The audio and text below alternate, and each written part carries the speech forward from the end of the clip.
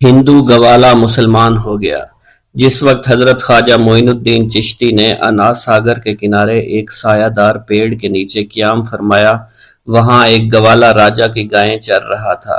آپ نے گوالے سے فرمایا، ہمیں دودھ پلاؤ۔ گوالے نے کہا، یہ راجا کے گایوں کی بچیاں ہیں، ان میں سے کوئی بھی دودھ نہیں دیتی ہے۔ حضرت خواجہ معین الدین چشتی رحمۃ اللہ علیہ نے ایک بچیا کی طرف اشارہ کرتے ہوئے فرمایا، جاؤ اس بچیا کا دودھ لے آؤ۔ گوالا حیرانگی کے عالم میں اس بچیا کے پاس گیا اور بچیا کے تھنوں پر ہاتھ پھیرا، دیکھتے ہی دیکھتے بچیا کے تھن دودھ سے بھر گئے۔ آپ کی کرامت سے اس بچیا نے اس قدر دودھ دیا تھا کہ آپ اور آپ کے رفقا نے سیر ہو کر دودھ پیا۔ آپ کی یہ کرامت دیکھ کر وہ ہندو گوالا مسلمان ہو گیا۔ انا ساگر کے کنارے جس جگہ خواجہ معین الدین چشتی رحمۃ اللہ علیہ نے قیام کیا، وہاں بے شمار مندر تھے۔ ان مندروں میں قریباً 1000 بت تھے اور ان پجاریوں کی تعداد 300 کے لگ بھگ تھی۔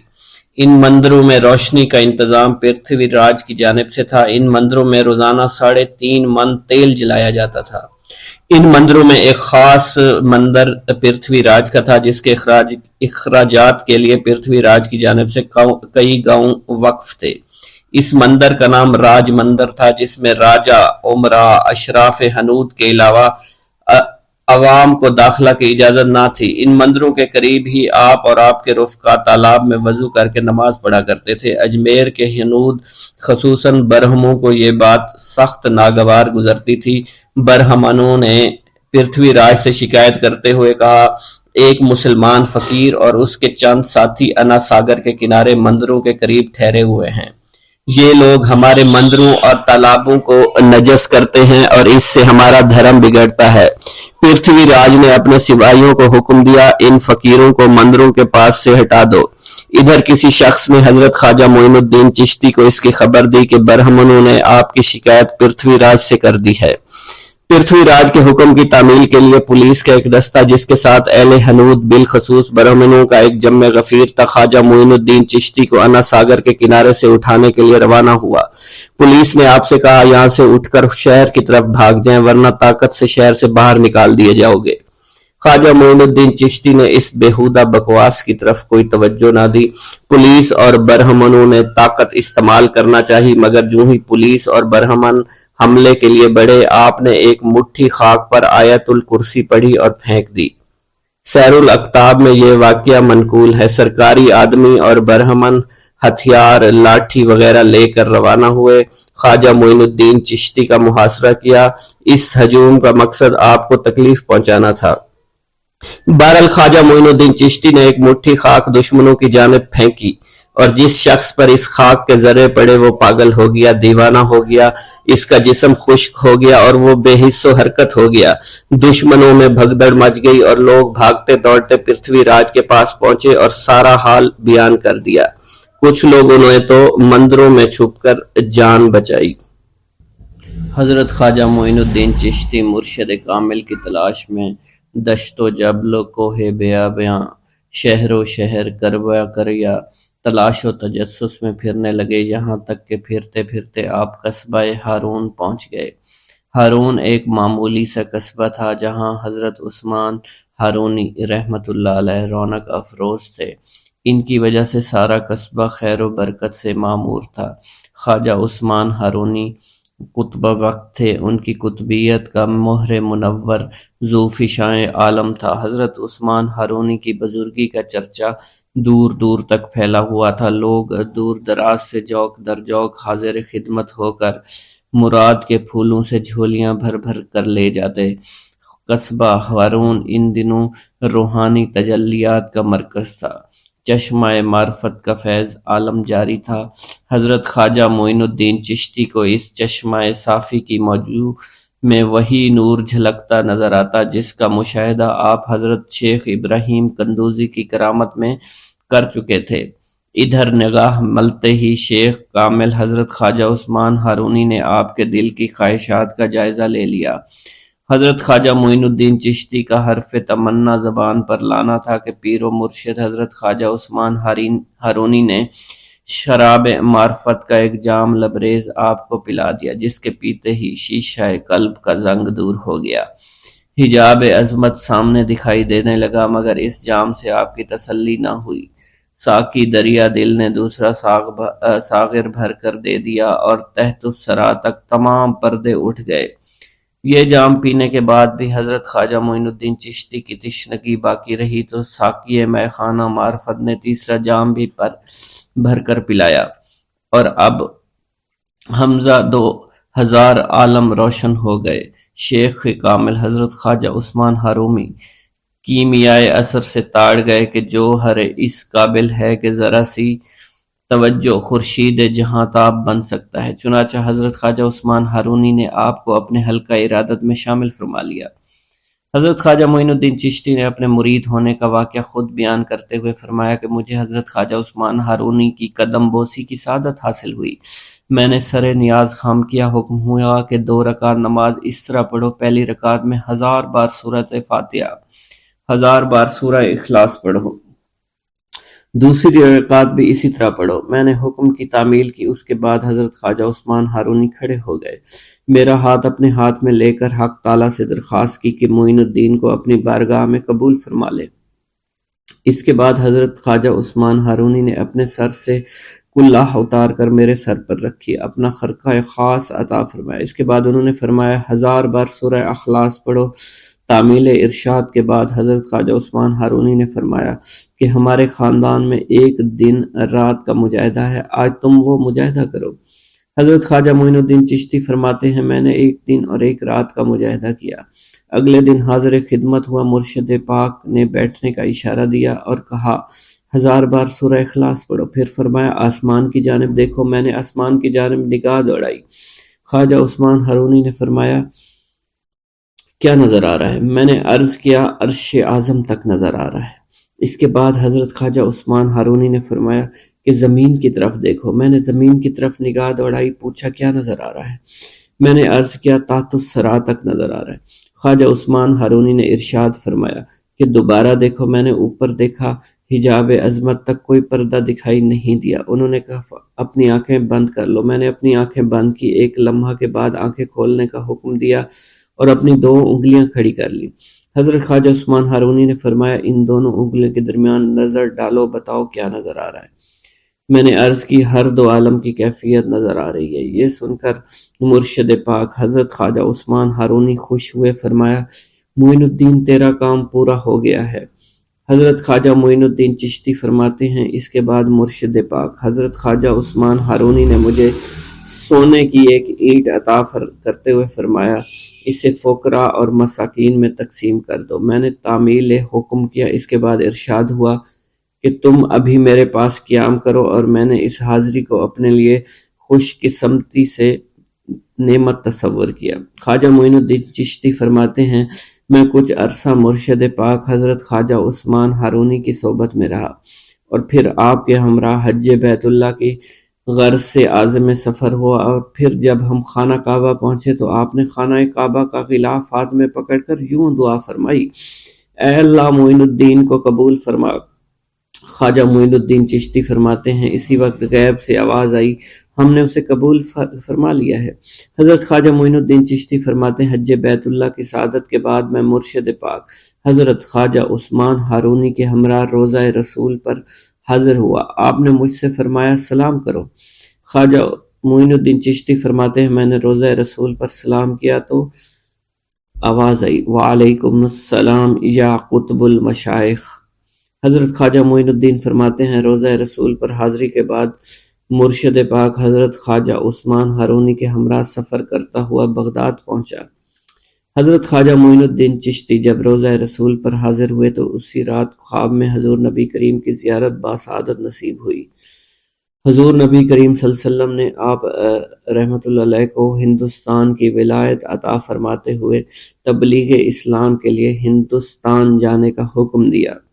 حضرت خواجہ معین الدین چشتی فرماتے ہیں کہ میں مرشد پاک حضرت خواجہ عثمان ہارونی کے ہمراہ بغداد آیا۔ بغداد میں آپ معتکف ہو گئے اور مجھ سے فرمایا تم روزانہ چاشت کو میرے پاس آنا تاکہ میں تمہیں کچھ ضروری باتیں بتاؤں۔ پھر آپ 28 روز تک معتکف رہے۔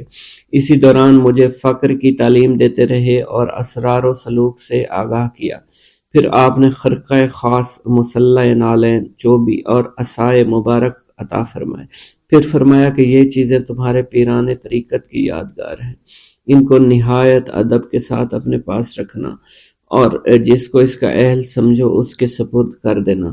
پھر آپ نے مجھے رخصت کر دیا۔ اس وقت میری عمر 22 برس تھی۔ حضرت خواجہ معین الدین چشتی کو حضرت خواجہ عثمان ہارونی سے اس قدر عشق تھا کہ سایہ کی طرح ساتھ لگے رہتے تھے۔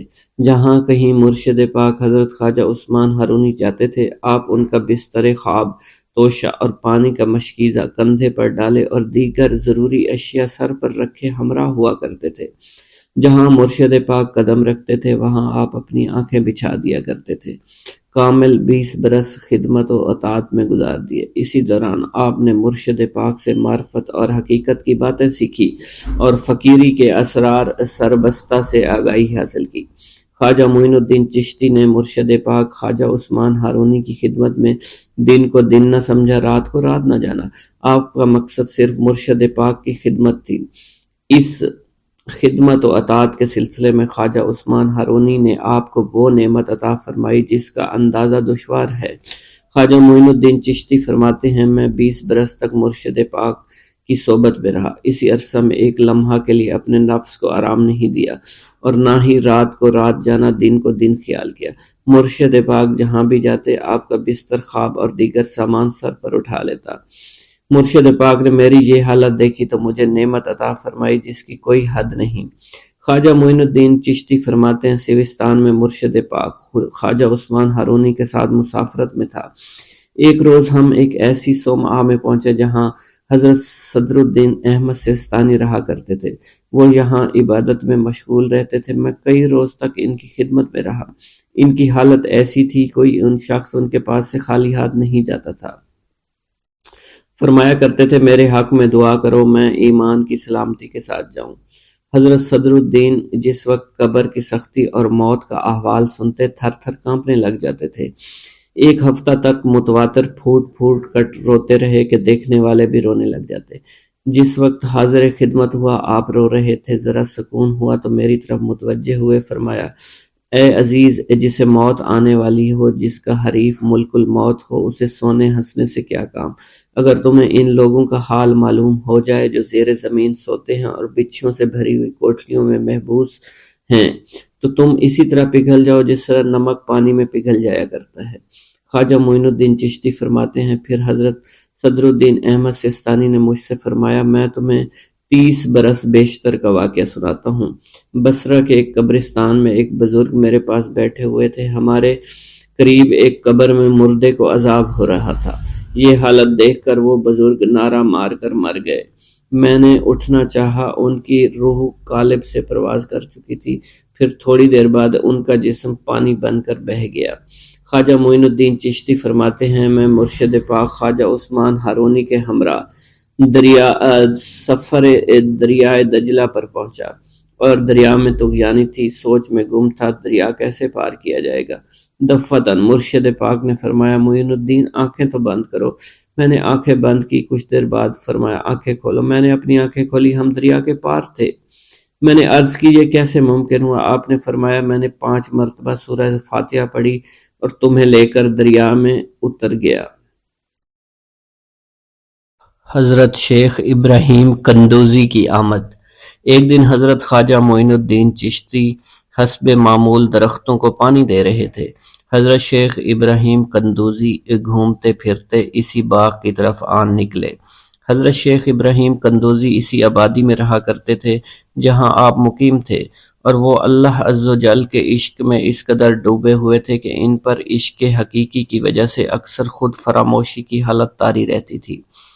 آبادی کے بچے اور بوڑھے انہیں مجذوب کہا کرتے تھے اور قدر کی نگاہ سے دیکھا کرتے تھے۔ جس وقت آپ کی نظر حضرت شیخ ابراہیم قندوزی پر پڑی تو سب کام چھوڑ کر آپ ان کی جانب متوجہ ہو گئے۔ آگے بڑھ کر خوش آمدید کہا اور دست مبارک کو بوسہ دیا، پھر نہایت عزت اور احترام کے ساتھ ایک سایہ دار درخت کے نیچے بٹھایا۔ ان دنوں انگوروں کا موسم تھا، کچھ پکے ہوئے خوشے بیلوں سے اتار کر آپ کی خدمت میں پیش کیے اور خود باادب ہو کر 2 زانوں بیٹھ گئے۔ حضرت شیخ ابراہیم قندوزی کو حضرت خواجہ معین الدین چشتی کی مہمان نوازی کا انداز بہت پسند آیا۔ آپ کا یہ ادب بہت بھلا محسوس ہوا۔ حضرت شیخ ابراہیم قندوزی پہچان گئے کہ یہ بچہ نہایت ہونہار اور راہ حق کا متلاشی ہے۔ حضرت شیخ ابراہیم قندوزی نے اپنی جیب سے ایک کھلی کا ٹکڑا نکالا، دندان مبارک سے چبا کر خواجہ معین الدین چشتی کے دہنے مبارک میں ڈال دیا۔ وہ کھلی کا ٹکڑا شباب معرفت کا جام تھا، جسے پیتے ہی آپ پر خودی کی کیفیت طاری ہو گئی اور نگاہوں سے تمام حجابات دور ہو گئے۔ آنکھوں میں نور ہی نور چھا گیا، تعینات کے حجابات سامنے سے اٹھ گئے، جوش حیرت قلب پر طاری ہو گیا، آنکھیں کھلی کی کھلی رہ گئیں۔ یہ نہیں کہا جا سکتا حضرت خواجہ معین الدین چشتی اس حالت فراموشی میں کب تک آئینہ حیرت بنے رہے۔ جب آپ کو ہوش آیا تو ساقی جام معرفت محفل سے اٹھ چکا تھا، دل قابو سے باہر ہو گیا، طبیعت پر جبر کر کے دامن صبر قرار تھام کر کے بیٹھ گئے۔ عشق میں صبر چونکہ انتہائی دشوار ہوتا ہے، لہٰذا حضرت خواجہ معین الدین چشتی کو بھی قرار نہ رہا، اور جو جلوہ آپ کو حضرت شیخ ابراہیم قندوزی دکھا چکے تھے، اس جلوہ کو دیکھنے کے بعد آپ خود پر ایک دیوانگی کی ایک کیفیت طاری ہو چکی تھی، اور دنیا اور دولت، دنیا سب حقیر اور بے وقعت دکھائی دینے لگی۔ آپ کے قلب میں عشق خداوندی جوش مارنے لگا، اور قلب تمام دنیاوی آلائشوں سے پاک ہو گیا اور دنیا سے بے پرواہ ہو چکا تھا۔ جیسے جیسے وقت گزرتا گیا، حضرت خواجہ معین الدین چشتی کی دیوانگی اور وارفتگی بڑھتی چلی گئی۔ آپ نے حضرت شیخ ابراہیم قندوزی کے ہاتھوں جام معرفت پینے کے تیسرے دن ہی اپنی تمام املاک فروخت کر کے اس رقم کو راہ خدا میں خرچ کر دیا، اور خود معمولی ساز راہ لیا، اور اپنے وطن اور اپنے عزیز و اقارب اور رفقا کی محبت کو خیر باد کہہ کر چل دیے۔ محبوب حقیقی کے سچے عاشقوں کا یہ دستور رہا ہے کہ وہ قرب یار پانے کے لیے سب سے پہلے علوم ظاہری کا زینہ طے کیا کرتے ہیں، پھر عمل کی دشوار گزار منزلوں کو طے کر کے علوم باطنی سیکھتے ہیں، تب کہیں جا کر انہیں جلوہ محبوب دکھائی دیتا ہے۔ خواجہ معین الدین چشتی نے بھی اپنے مطلوب تک رسائی کے لیے یہی راستہ اختیار کیا۔ اس زمانہ میں ترکستان کی سرحد پر واقع سمرقند اور بخارا کے عظیم الشان دارالعلوم عالمگیر شہرت رکھتے تھے۔ مشرق و مغرب کے ہزاروں طلباء ہر سال علم کی دولت سے مالا مال ہونے کے لیے ان دارالعلوم کا رخ کیا کرتے تھے۔ حضرت خواجہ معین الدین چشتی نے تحصیل علوم و فنون کے لیے سمرقند بخارا کا انتخاب کیا۔ بخارا پہنچ کر آپ علم حاصل کرنے میں مشغول ہو چکے تھے۔ اگرچہ حضرت خواجہ معین الدین چشتی کی صغیر سنی کی تعلیم کے متعلق کسی سوانح نگار نے قلم کو جنبش نہیں دی کہ والدین نے آپ کو گھر میں ابتدائی تعلیم دی تھی، مگر سادات خراسان کے مقتدر خاندانوں سے تعلق اور عارف و کامل صاحب فضل و کمال باپ کی گود میں پرورش پانے والے حضرت خواجہ معین الدین چشتی بھلا کیوں کر ان پڑھ رہ سکتے تھے۔ حالات و واقعات کے سیاق و سباق میں غور کرنے سے معلوم ہوتا ہے کہ آپ نے اگرچہ زیادہ تعلیم تو نہیں، کم از کم قرآن مجید کی تعلیم اور علوم مروجہ کی ابتدائی کتابیں ضرور پڑھی ہوں گی، اور یہ بات بھی بعد از قیاس نہیں کہ قرآن مجید کے کچھ سپارے بھی حفظ کیے ہوں۔ بہرحال بخارا پہنچنے سے پہلے آپ نوشت خواندند سے واقف ضرور تھے۔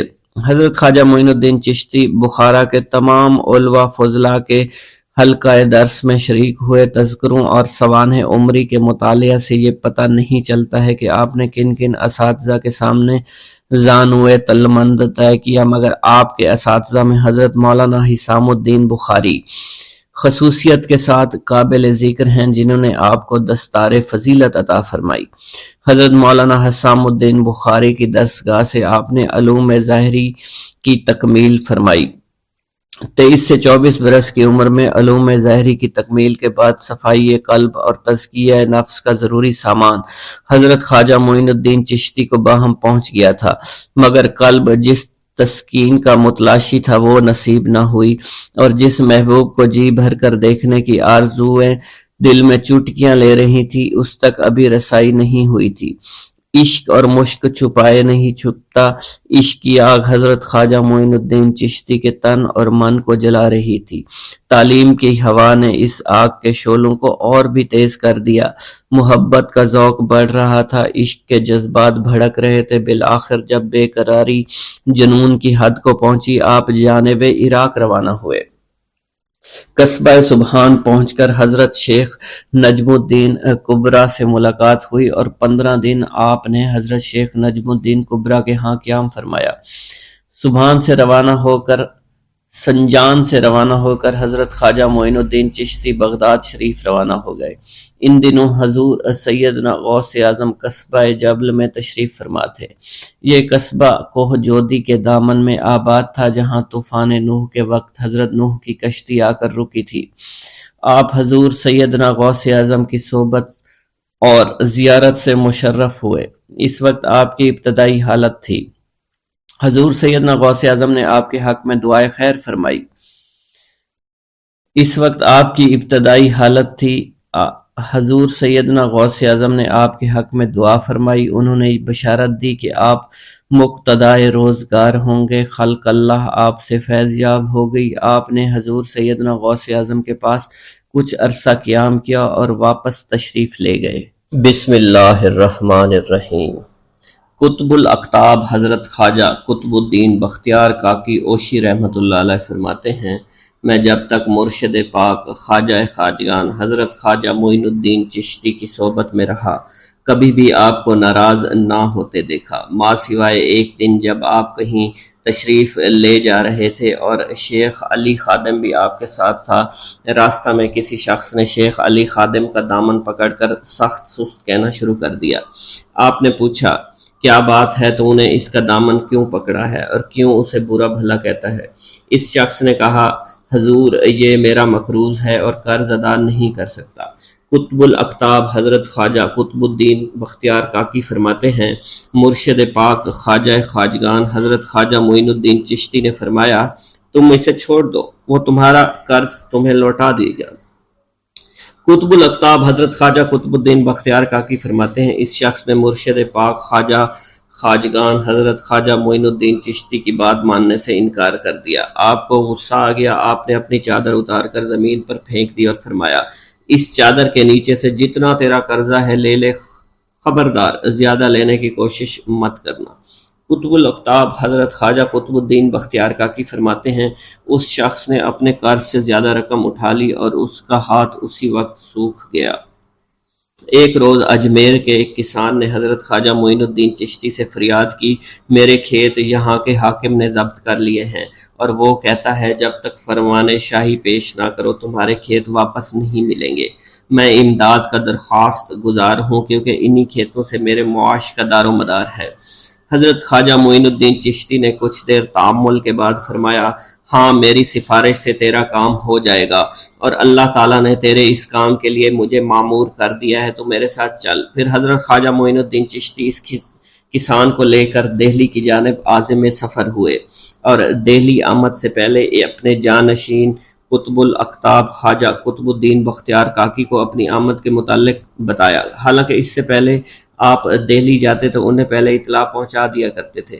خواجہ معین الدین چشتی دہلی کے قریب پہنچے تو کسی شخص نے آپ کو پہچان کر بختیار کاکی رحمۃ اللہ علیہ کو اطلاع دی، خواجہ خواجگان حضرت خواجہ معین الدین چشتی دہلی تشریف لا رہے ہیں۔ حضرت قطب الدین بختیار کاکی نے سلطان شمس الدین التمش کو خواجہ خواجگان معین الدین چشتی کی آمد کی اطلاع پہنچائی اور خود استقبال کے لیے چل دیے۔ سلطان شمس الدین التمش بھی آپ کے استقبال کے لیے آئے۔ حضرت خواجہ قطب الدین بختیار کاکی مضطرب تھے کہ مرشد پاک اس مرتبہ بغیر اطلاع کے تشریف لائے ہیں اور اپنی آمد کے متعلق بھی نہیں بتا رہے۔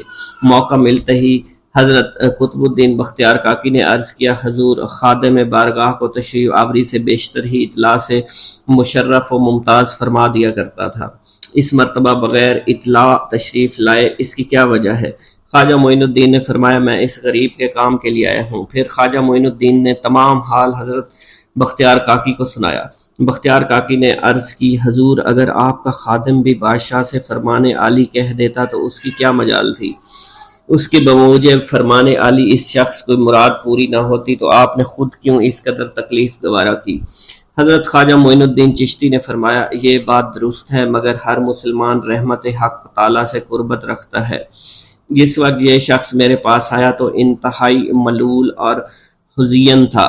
میں نے مراقب ہو کر بارگاہ احدیت میں عرض کیا تو مجھے حکم ہوا کہ اس کے رنج و غم میں شریک ہونا بھی عبادت ہے، اسی وجہ سے میں خود یہاں چل کر آیا ہوں۔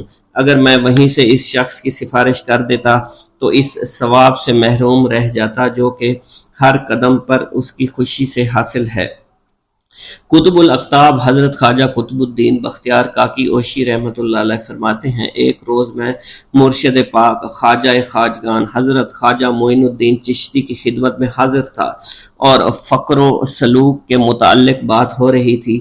مرشد پاک اچانک دائنی طرف دیکھ کر کھڑے ہو گئے۔ تین بار ایسا ہوا۔ میں نے عرض کی، حضور کیا بات ہے؟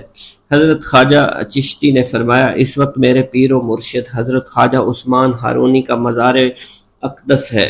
میں جب اس طرف نگاہ اٹھاتا ہوں تو مزار اقدس نظر آتا ہے اور میں تعظیم کے لیے کھڑا ہو جاتا ہوں۔ حضرت خواجہ معین الدین چشتی کو سما کا بے حد شوق تھا۔ آپ کی محفل کبھی کسی سما سے خالی نہیں رہتی تھی۔ حالت ذوق و شوق میں بے ہوش ہو جایا کرتے تھے۔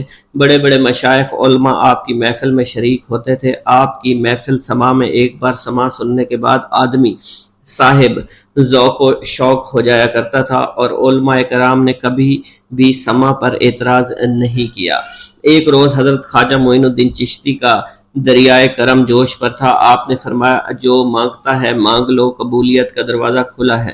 ایک شخص نے دنیا طلب کی، دوسرے نے آخرت طلب کی، دونوں کا منشا پورا ہو گیا۔ اس کے بعد خواجہ معین الدین چشتی نے حضرت قاضی حمید الدین ناگوری کی طرف متوجہ ہو کر فرمایا، میں نے تمہارے لیے اللہ سے طلب کیا ہے، تم دنیا اور آخرت میں معزز اور مکرم ہو۔ پھر حضرت خواجہ معین الدین چشتی نے حضرت خواجہ قطب الدین بختیار کاکی اوشی کی جانب توجہ فرمائی اور فرمایا، تم کیا مانگتے ہو؟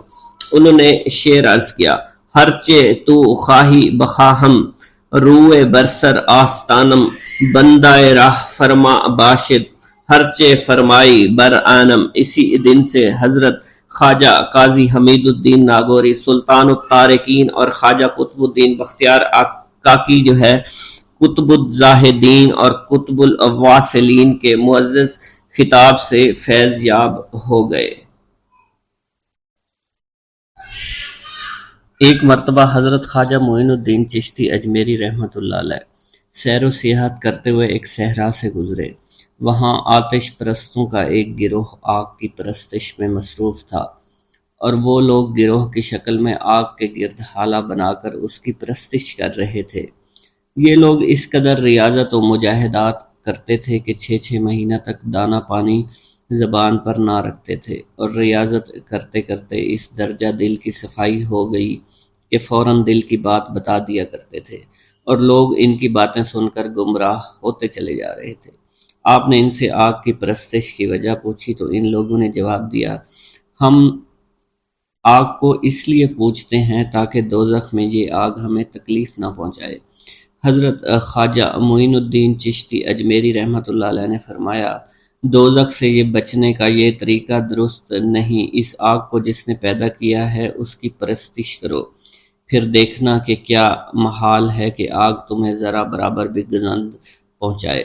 تم لوگ اتنے دنوں سے آگ کی پرستش کر رہے ہو، ذرا اس آگ میں ہاتھ تو ڈالو، تمہیں معلوم ہو جائے گا کہ یہ آتش پرستی کا کیا صلہ دیا کرتی ہے۔ ان آتش پرستوں نے جواب دیا، آگ کا کام تو جلانے کا ہے، ہمارا ہاتھ جل جائے گا، لیکن اس بات کا کیا ثبوت ہے کہ آگ حق پرستوں کو نہیں جلائے گی؟ حضرت خواجہ معین الدین چشتی نے فرمایا، دیکھو ہم اللہ کی عبادت کرنے والے ہیں، یہ آگ ہمارے جسم کو تو کیا ہماری جوتی کو بھی نہیں ہلا سکتی۔ یہ فرما کر حضرت خواجہ معین الدین چشتی نے اپنی ایک جوتی آگ میں ڈال دی اور جوتی بہت دیر تک آگ میں پڑی رہی، لیکن آگ کا ذرا برابر بھی اثر جوتی پر نہیں ہوا۔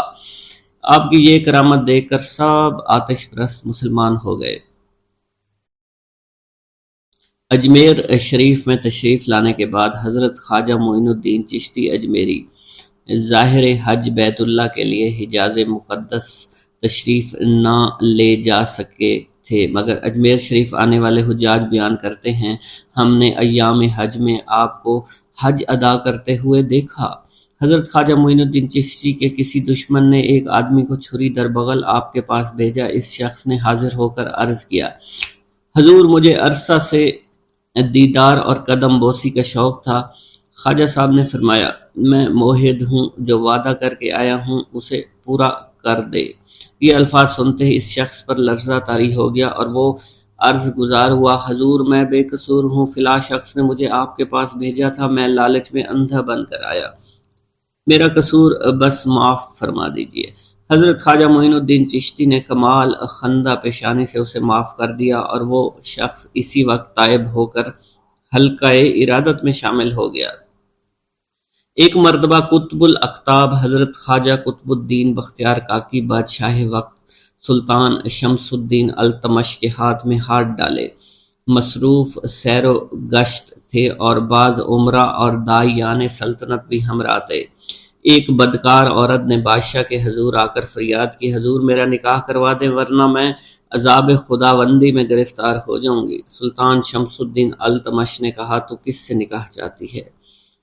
اس نے کہا، حضرت خواجہ قطب الدین بختیار کاکی کی جانب اشارہ کرتے ہوئے کہا، اس مرد کے ساتھ اور یہ قطب الاقطاب بنے پھرتے ہیں اور نعوذ باللہ انہوں نے میرے ساتھ حرام کاری کی ہے۔ پھر پیٹ کی جانب اشارہ کرتے ہوئے کہا، یہ انہی کا ہے۔ حضرت خواجہ قطب الدین بختیار کاکی کو یہ بیہودہ بات سن کر شرم و ندامت سے پسینہ آ گیا۔ بادشاہ عمرہ ششدر رہ گئے۔ آپ نے اجمیر کی طرف منہ کر کے فرمایا، یا پیر و مرشد میری مدد فرما دیجئے۔ حضرت خواجہ قطب الدین بختیار کاکی کا فرمانا تھا کہ فوراً ہی سامنے سے حضرت خواجہ معین الدین چشتی اجمیری تشریف لاتے ہوئے دکھائی دیے۔ آپ اور بادشاہ قدم بوس ہوئے۔ حضرت خواجہ معین الدین چشتی نے دریافت فرمایا، بیٹا کیا بات ہے جو مجھے یاد کیا؟ حضرت خواجہ قطب الدین بختیار کاکی نے تمام ماجرا بیان فرما دیا۔ حضرت خواجہ معین الدین نے اس عورت کے پیٹ کی طرف اشارہ کرتے ہوئے فرمایا، اے بچے سچ سچ بتا کہ تیری ماں نے جو الزام قطب الدین پر لگایا ہے وہ صحیح ہے یا غلط ہے؟ ماں کے پیٹ سے بچہ فوراً بولا، حضور یہ الزام سراسر غلط ہے، یہ عورت نہایت فاسق بدکار ہے۔ اس عورت نے جب بچے کی بات سنی تو اپنی غلط بیانی کا اعتراف کر لیا اور معافی مانگ لی۔ ایک دن حضرت خواجہ معین الدین چشتی اور شیخ عہد الدین کرمانی اکٹھے بیٹھے تھے اور کسی مسئلہ پر ان کے درمیان بحث چل رہی تھی کہ ایک لڑکا تیر کمان لیے وہاں سے گزرا۔ آپ نے فرمایا، یہ لڑکا ایک دن دہلی کا بادشاہ بنے گا۔ وہ لڑکا شمس الدین التمش تھا جو کہ قطب الاقطاب حضرت خواجہ قطب الدین بختیار کاکی کے زمانے میں قطب الدین ایبک کے بعد تخت شاہی پر بیٹھا اور حضرت خواجہ قطب الدین بختیار کاکی کا مرید بنا۔ ایک مرتبہ حضرت خواجہ معین الدین چشتی وضو کر رہے تھے کہ ایک بڑھیا روتی ہوئی آئی آپ کی خدمت میں اور کہنے لگی، حضور میرے لڑکے کو حاکم وقت نے بے گناہ قتل کر دیا ہے، میں آپ کے پاس فریادی بن کر آئی ہوں۔ آپ اٹھ کھڑے ہوئے اور فرمایا، تیرا مقتول کہاں ہے؟ بڑھیا حضرت خواجہ معین الدین چشتی کو اپنے ساتھ اس جگہ لے گئی۔ آپ نے اس لڑکے کا سر دھڑ ہلا کر بارگاہ خداوندی میں دعا کی، وہ لڑکا زندہ ہو گیا اور دونوں ماں بیٹا آپ کے مرید بن گئے۔ واللہ اعلم۔ کتب سیر میں منقول ہے، بابا فرید گنج شکر جن دنوں دہلی میں مرشد پاک قطب الاقطاب حضرت خواجہ قطب الدین بختیار کاکی کی صحبت میں تھے اور چلہ کشی میں مشغول تھے، ایک دن آپ کے دادا مرشد خواجہ خواجگان خواجہ غریب نواز حضرت خواجہ معین الدین چشتی اجمیری دہلی تشریف لائے اور حضرت خواجہ قطب الدین کی خانقاہ میں مقیم ہو گئے۔ ایک دن حضرت خواجہ معین الدین نے حضرت خواجہ قطب الدین کے تمام مریدوں کو بلایا اور انہیں ان کی قابلیت کے موافق روحانی نعمت عطا فرمائی، اور جب فارغ ہو چکے تو فرمایا، کوئی رہ تو نہیں گیا؟ قطب الاقطاب حضرت خواجہ قطب الدین بختیار کاکی نے عرض کیا، حضور ایک مرید ہے جو اس وقت چلہ میں مشغول ہے، ہم خود اس مرید کے پاس جائیں گے۔ پھر دونوں حضرات اس حجرہ میں پہنچے جہاں بابا فرید الدین گنج شکر چلہ کشی میں مشغول تھے۔ بابا فرید نے جب دادا مرشد خواجہ خواجگان حضرت خواجہ معین الدین چشتی کو دیکھا تو احتراماً کھڑا ہو گئے۔ نکاہت کی وجہ سے گر گئے اور روتے ہوئے قدموں میں سر رکھ دیا۔ آپ نے خواجہ قطب الدین سے فرمایا تم کب تک اس جوان کو یوں مجاہدہ کی بھٹی میں جلائے رکھو گے؟ آؤ ہم دونوں اسے نعمت باطنی سے نوازتے ہیں۔ پھر حضرت خواجہ معین الدین چشتی نے بابا فرید کا دایاں بازو پکڑا اور خواجہ بختیار کاکی نے بایاں بازو پکڑا اور کھڑا کیا۔ پھر حضرت خواجہ معین الدین نے فرمایا الہی تو مولانا فرید کو قبول فرما لے، اسے کامل بنا دے۔ اسی وقت غیب سے آواز آئی، ہم نے اسے قبول کیا، اسے وحید عصر بنایا۔ اس کے بعد حضرت خواجہ معین الدین چشتی نے اسم اعظم جو سلسلہ عالیہ چشتیہ میں چلا آ رہا تھا اس کی تعلیم دی، اور پھر تمام حجابات عالم بابا فرید کے سامنے عیاں ہو گئے اور بابا فرید کو علم لدنی عطا ہوا۔ آپ نے حضرت خواجہ قطب الدین بختیار کاکی سے فرمایا تم نے دو شہباز قابو کیا جس کا پسیرا سدرۃ المنتہا پر ہے، اور یہ ایسی شمع ہے جو درویشوں کے خانوادہ کو روشن کرے گی۔ بابا فرید فرماتے ہیں کہ ایک مرتبہ سلطان الہند حضرت خواجہ معین الدین کے مزار پاک پر چلہ کر رہا تھا۔ ذی الحجہ کا چاند نظر آ گیا اور عرفہ کی شب میں خواجہ خواجگان کی قبر مبارک کے سرہانے بیٹھ گیا اور وہاں بیٹھ کر قرآن مجید کی تلاوت کرنے لگا۔ میں نے 15 سپارے پڑھ ڈالے اور پھر دوران تلاوت ایک حرف بھول گیا۔ اسی دوران خواجہ خواجگان کی قبر مبارک سے آواز آئی تم نے فلاں حرف چھوڑ دیا ہے، اسے پڑھو۔ بابا فرید فرماتے ہیں میں نے وہ حرف پڑھا۔ قبر مبارک سے دوبارہ آواز آئی عمدہ طریقے سے پڑھو۔ بابا فرید فرماتے ہیں میں نے عمدہ طریقے سے پڑھا۔ قبر مبارک سے پھر آواز آئی صالح بیٹا ایسا ہی ہونا چاہیے۔ بابا فرید فرماتے ہیں جب میں قرآن مجید کی تلاوت کر چکا تو میں نے خواجہ خواجگان کے قدموں میں اپنا سر رکھ دیا اور عرض کیا حضور آپ بہتر جانتے ہیں کہ بروز حشر میرا شمار کس گروہ میں ہوگا۔ بابا فرید الدین کانشکر فرماتے ہیں قبر مبارک سے آواز آئی جو 4 رکعت نماز نفل پڑھتا ہے وہ جنتی ہے۔ بابا فرید فرماتے ہیں میں نے خواجہ خواجگان کی قبر مبارک کو بوسہ دیا اور وہاں سے روانہ ہو گیا۔ بسم اللہ الرحمن الرحیم۔ جب پرتھوی راج ہر ممکن تدبیر استعمال کر کے عاجز ہو گیا تو شادی دیو اور عبداللہ بیابانی نے حضرت خواجہ معین الدین چشتی سے درخواست کی آپ کو شہر میں قیام کرنا چاہیے تاکہ مخلوق خدا آپ کے ظاہری و باطنی فیض سے فیض یاب ہو سکے۔ حضرت خواجہ معین الدین چشتی نے اس درخواست کو منظور کر لیا۔ آپ نے شیخ محمد یادگار کو حکم دیا شہر میں رہائش گاہ کے لیے کوئی مناسب جگہ تلاش کرو۔ شہر میں جا کر شیخ محمد یادگار نے وہ جگہ تجویز کی جہاں آپ کا مزار مبارک ہے۔ یہ جگہ دراصل شادی دیو کے رہنے کی جگہ تھی جہاں آپ انا ساگر کے کنارے سے اٹھ کر اس مقام پر رہائش پذیر ہو گئے۔ شہر میں قیام کے بعد حضرت خواجہ معین الدین چشتی نے تمام حجت کے لیے پرتھوی راج کے نام دعوت نامہ اسلام ارسال فرمایا جس کا مضمون یہ تھا اے سنگ دل راجہ تیرا اعتقاد جن لوگوں پر تھا وہ اللہ عز و جل کے فضل و کرم سے مسلمان ہو چکے ہیں۔ اگر تو بھی اپنی بھلائی چاہتا ہے تو مسلمان ہو جا ورنہ ذلیل و خوار ہو جائے گا۔ پرتھوی راج پر حضرت خواجہ معین الدین چشتی کی دعوت کا کوئی اثر نہیں ہوا۔ قاصد واپس آ گیا۔ اس کے بعد آپ نے مراقبہ کیا اور بڑی دیر تک آنکھیں بند کیے بیٹھے رہے۔ اس کے بعد آنکھیں کھول کر فرمایا اگر یہ بدبخت اللہ عز و جل پر ایمان نہ لایا تو اسے زندہ گرفتار کر کے اسلامی لشکر کے حوالے کر دیا جائے۔ پرتھوی راج کا جب حضرت خواجہ معین الدین چشتی پر زور نہ چلا تو اس نے مسلمانوں پر ظلم و ستم ڈھانے شروع کر دیے۔ پرتھوی راج کا ایک درباری بھی مسلمان ہو چکا تھا۔ پرتھوی راج نے اسے طرح طرح کی اذیتیں دینا شروع کر دیں۔ اس مسلمان درباری نے آپ سے درخواست کی کہ آپ پرتھوی راج سے میری سفارش کیجیے تاکہ میں آئے دن کی مصیبتوں سے نجات حاصل کر سکوں۔ حضرت خواجہ معین الدین چشتی نے اپنے خاص قاصد کے ذریعے پرتھوی راج کے پاس سفارشی بھیجا تو وہ آگ بگولا ہو گیا، آپ کو برا بھلا کہنے لگا۔ حضرت خواجہ معین الدین چشتی کا مقابلہ پرتھوی راج نے سحر و ساحری سے کیا اور شکست فاش ہونے کے بعد بھی اس پر کوئی اثر نہ ہوئی۔ شادی دیو جو باشندگان اجمیر کا معبود تھا اور جے پال جوگی دونوں مسلمان ہو چکے تھے۔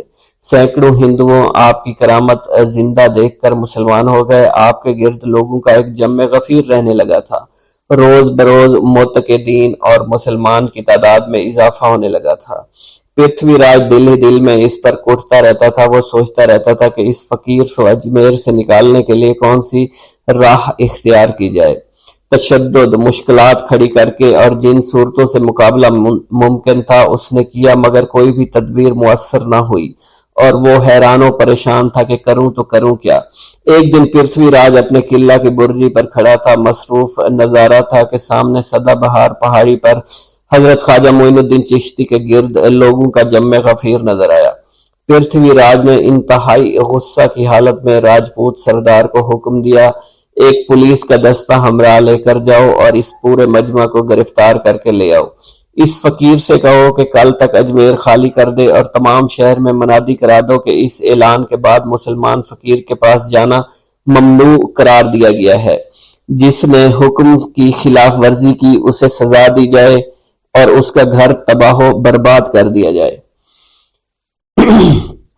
راجپوت سردار نے پرتھوی راج کے حکم کی تعمیل کرتے ہوئے سدا بہار پہاڑی کا محاصرہ کر لیا، تمام مجمع کو گرفتار کر لیا۔ خواجہ معین الدین چشتی کو پرتھوی راج کا حکم سنایا کہ کل تک اجمیر خالی کر دے۔ یہ سن کر آپ نے فرمایا، ہم خلق اللہ کی غمخواری کے لیے آئے ہیں، رائے پتھورا ہمارے کام میں کیوں دخل انداز ہوتا ہے؟ اس سے کہہ دینا کہ 3 دن میں معلوم ہو جائے گا کہ میں اجمیر سے نکلتا ہوں یا وہ۔ خواجہ معین الدین چشتی روزہ سے تھے۔ حاضرین کی گرفتاری آپ کو شاک گزری۔ آپ مغرب تک مصلی پر مراقبے کے لیے بیٹھے رہے، پھر روزہ افطار کیا، نماز سے فارغ ہو کر پھر مراقبہ میں بیٹھ گئے۔ حق تعالیٰ نے 2 استبداد کے خاتمہ کی بشارت دی۔ آپ نے مراقبہ سے سر اٹھایا۔ حق تعالیٰ سے دریافت کرنے پر غیب سے آواز آئی، ہم نے پرتھوی راج سے تمام اختیارات کی باغ دوڑ لے کر شہاب الدین غوری کے ہاتھ میں دے دی ہے۔ حضرت خواجہ معین الدین چشتی کو اجمیر شہر سے نکل جانے کا حکم دینے کے بعد اگلے روز پرتھوی راج قلعہ کی برجی پر یہ دیکھنے کے لیے چڑھا کہ آپ یہاں سے چلے گئے کہ نہیں۔ اگر نہیں تو گھاٹی کی طرف سے گرا کر 2 سانڈ تیزی سے آتے دکھائی دیے۔ پرتھوی راج سمجھ گیا کوئی خاص خبر لائے ہیں۔ پرتھوی راج کو آپ کا دیکھنا بھی یاد نہ رہا، فوراً اتر کر اپنے محل میں آ گیا۔ محل میں آ کر قاصدوں کی آمد کا انتظار کرنے لگا۔ تھوڑی دیر بعد دونوں قاصد دربار میں آئے اور پرتھوی راج کی خدمت میں کھانڈے راؤ کا خط اور ساتھ میں سلطان شہاب الدین غوری کا اعلان جنگ پیش کر دیا۔ پرتھوی راج نے خط اور اعلان جنگ پھاڑ کر کھانڈے راؤ کو لکھا، آس پاس کے تمام راجاؤں کو ملا کر متحدہ طاقت سے مقابلہ کے لیے تیار ہو جاؤ۔ اور پھر خود بھی پرتھوی راج نے اپنے لشکر کو جنگ کی تیاریاں کرنے کا حکم دے دیا۔ جس دن خواجہ معین الدین چشتی کی زبان سے یہ الفاظ نکلے تھے، میں نے پرتھوی راج کو زندہ گرفتار کر کے شاہ اسلام کے حوالے کرنا ہے، اسی رات سلطان شہاب الدین غوری جو کہ اس وقت خراسان میں تھے، خواب میں دیکھا کہ وہ سلطان موصوف ہندوستان میں حضرت خواجہ معین الدین چشتی کے سامنے کھڑا ہے اور آپ اس سے فرما رہے ہیں، اے شہاب الدین، اللہ نے تجھے ہندوستان کی بادشاہت اور سلطنت عطا فرمائی ہے، جلد ہندوستان کی طرف متوجہ ہو اور اس بدبخت راجہ کو زندہ گرفتار کر کے قرار واقعی سزا دے۔ سلطان شہاب الدین جس دن سے ہندوستان سے شکست کھا کر لوٹا تھا، اسی دن سے اس کے دل میں انتقام کے شعلے بھڑک رہے تھے۔ خفیہ طور پر جنگ کی تیاریوں میں مصروف تھا، لیکن کسی کو علم نہیں تھا کہ وہ ہندوستان پر کب حملہ آور ہوگا۔ سلطان شہاب الدین غوری نے شکست کے دن سے آج تک کپڑے نہیں بدلے تھے، نہ ہی حرم سرا میں بستر پر سویا تھا۔ اس خواب نے سلطان موصوف کے دل میں نیا ولولہ، نیا جوش پیدا کیا۔ 8ویں دن وہ روانہ ہو گیا۔ پشاور پہنچ کر پٹھان سرداروں سے ترقی اور منصب کا وعدہ کر کے گزشتہ سال کے داغ بدنامی کو دھونے کی تلقین کی اور پھر ملتان میں بھی چند روز قیام کیا۔ دربار عام منعقد ہوا۔ سلطان شہاب الدین نے تمام چھوٹے بڑے سرداروں کو مخاطب کرتے ہوئے تقریر کر کے فرمایا، پچھلے سال بدنامی کا جو داغ اسلام کے ماتھے پر لگا تھا وہ حاضرین سے مخفی نہیں ہے، اس لیے موقع ہے اور ہر مسلمان پر فرض ہے کہ اسے تلوار کے پانی سے دھو کر صاف کر کے رکھے۔ تمام سرداروں نے تلوار کے قبضوں پر ہاتھ رکھ کر سر جھکا دیے۔ ملتان سے روانہ ہو کر سلطان موصوف لاہور آیا اور خط دے کر بھیجا جس کا مضمون یہ تھا: رائے پتھورا جو راجگان ہند کا مہاراجہ ہے کو تحریر کیا جاتا ہے کہ وہ اسلام کی طاقت، اسلام کی اطاعت کو قبول کرے اور مسلمانوں کو آماج گاہ فتنہ و فساد نہ بنائے۔ یہ ملک اللہ کا ہے، اسی کا حکم نافذ رہے گا ورنہ تلوار فیصلہ کرے گی۔ پرتھوی راج نے اس خط کا نہایت تلخ جواب دیا اور تمام راجگان ہند کے نام گشتی تحریر جاری کی کہ سلطان شہاب الدین کا مقابلہ کرنے کے لیے فوج تیار ہو جائے گی، اور پھر تھوڑے ہی دنوں میں 3 لاکھ راجپوتوں کا لشکر پرتھوی راج کے جھنڈے تلے جمع ہو گیا۔ ادھر پرتھوی راج کی متحدہ فوج چلی تو ادھر سلطان شہاب الدین غوری کا لشکر آگے بڑھا۔ سردستی ندی کے دونوں کناروں پر خیمہ زن ہو گئے۔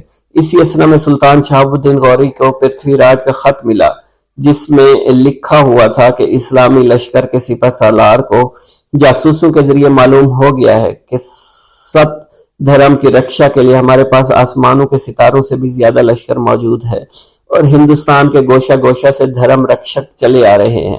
ان میں سے ایک ایسا راجپوت بہادر بھی ہے جس کی تلوار سے کاہل اور کندھار نے پناہ مانگی ہے۔ تم ان ترک بچوں اور افغان جوانوں پر رحم کھاتے ہوئے یہاں سے چلے جاؤ، ورنہ یاد رکھو ہمارے پاس بے شمار سامان موجود ہے، تمہارا ایک بھی سپاہی زندہ واپس نہیں جا سکے گا۔ سلطان شہاب الدین غوری خط کو پڑھ کر خاموش ہو گئے۔ اسے یقین اور اعتقاد ہو گیا کہ فتح کا دار و مدار قلت و کثرت پر نہیں ہے، پر ہے اور فتح میری ہی ہوگی۔ سلطان الدین کے پاس صرف 1,70,000 کی فوج تھی۔ 27 محرم 588 ہجری کی صبح دونوں طرف صف بندی شروع ہوئی اور صف بندی مکمل ہونے کے بعد راجپوتوں نے طبلِ جنگ بجا کر تیر اندازی شروع کر دی۔ لڑتے لڑتے دوپہر ہو گئی، گرمی کا موسم، پھر اژدہام کی حرارت، جنگ طول پکڑتی چلی گئی۔ پرتھوی راج کی فوج لڑتے لڑتے تھک گئے، قریب تھا کہ بھگدڑ مچ جاتی۔ ہندوستان کے سرداروں نے وقت کی نزاکت کو محسوس کرتے ہوئے تلسی کے پتے چبائے اور قسمیں کھائیں اور مر جائیں گے مگر میدان جنگ سے ایک قدم بھی پیچھے نہیں ہٹیں گے۔ جنگ کی آگ تیز بھڑکنے لگی۔ سلطان شہاب الدین غوری گھوڑے کی پشت پر میدان جنگ کا نظارہ کر رہا تھا۔ یکایک اس پر غنودگی طاری ہو گئی۔ عالم رویا میں نظر آیا، بہت ہی بڑی شاندار مسجد ہے، نماز ہو رہی ہے۔ شہاب الدین بھی نماز میں شریک ہے۔ نماز کے بعد خطیب نے شہاب کا شانہ ہلاتے ہوئے کہا: معیز الدین اٹھو، یہ سونے کا وقت نہیں، کارکنان قضاء و قدر نے فتح و نصرت تمہارے لیے مقدر کر دی ہے، غم نہ کرو، اللہ عز و جل تمہارے ساتھ ہے۔ یہ بشارت سنتے ہی سلطان شہاب الدین غوری کی آنکھ کھل گئی۔ فوج کی طرف نظر ڈالی تو وہی بزرگ فوج کی نگرانی کر رہے تھے۔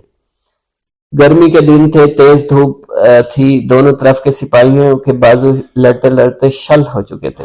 جنگ ایسے نازک مرحلے میں داخل ہو گئی، ذرا سی غفلت سے شکست کا سامنا ہو سکتا تھا۔ سلطان شہاب الدین غوری نے خاصہ فوج کے 12,000 سواروں کو 6 صفوں میں ترتیب دے کر پرتھوی راج کی فوج پر حلہ بول دیا۔ راجپوتوں کے بدمست ہاتھی جو کہ شراب کے نشے میں چور تھے پیچھے کی طرف ہٹنے لگے۔ کئی راجپوتوں کو روک ڈالا۔ 1 گھنٹہ تک تابڑ توڑ لڑائی جاری رہی اور پرتھوی راج دوسرے راجاؤں سمیت وہاں سے بھاگ گیا۔ کھانڈے راؤ میدان جنگ میں مارا گیا۔ سلطان شہاب الدین غوری کی فوج نے مارکا سر کر لیا۔ سلطان شہاب الدین کی فوج نے پرتھوی راج کی فوج کا تعاقب کیا جس میں کئی بھگوڑے راجا مارے گئے۔ پرتھوی راج دریائے سرسوتی کے کنارے گرفتار ہو کر قتل ہوا۔ تراوڑی کا میدان فتح کرنے کے بعد سلطان شہاب الدین غوری براستہ کیکڑی اجمیر روانہ ہوا۔ دیولی میں مقتول راجاؤں کے لڑکے استقبال کے لیے انتظار کر رہے تھے۔ سلطان شہاب الدین غوری کا دیولی پہنچ کر راجاؤں کے لڑکوں نے شاندار استقبال کیا، دستاویزات، اطاعت اور شاہانہ تحائف پیش کیے۔ سلطان شہاب الدین غوری نے از راہ اتم دستاویزات پر مہر توثیق ثبت کی، پرتھوی راج کے لڑکے کو اجمیر کی حکومت عطا فرمائی۔ سلطان شہاب الدین غوری کے شاہانہ سلوک سے متاثر ہو کر راجگان نے کیکڑے کے مشہور تالاب پر جشن چراغاں منایا۔ سیر الاقطاب اور دیگر مستند کتابوں میں منقول ہے، خواجہ معین الدین چشتی ایک دن حرم کعبہ میں تشریف فرما تھے۔ ندا آئی، اے معین الدین، ہم تجھ سے خوش ہیں، ہم نے تجھے بخش دیا ہے، جو کچھ چاہتے ہو وہ آج مانگ لو۔ خواجہ معین الدین نے عرض کیا، میرے سلسلے میں جو بھی داخل ہو جائے اسے بخش دیا جائے۔ اچھا، تیرے سلسلے کے تمام مریدوں کو بخش دوں گا۔ حضرت خواجہ معین الدین چشتی ہر سال قوت روحانی سے زیادہ کعبہ کے لیے تشریف لے جایا کرتے تھے۔ آخر زمان میں تو یہ عالم تھا کہ آپ رات کو خانہ کعبہ کا طواف کرتے اور فجر کی نماز اجمیر شریف میں ادا کیا کرتے تھے۔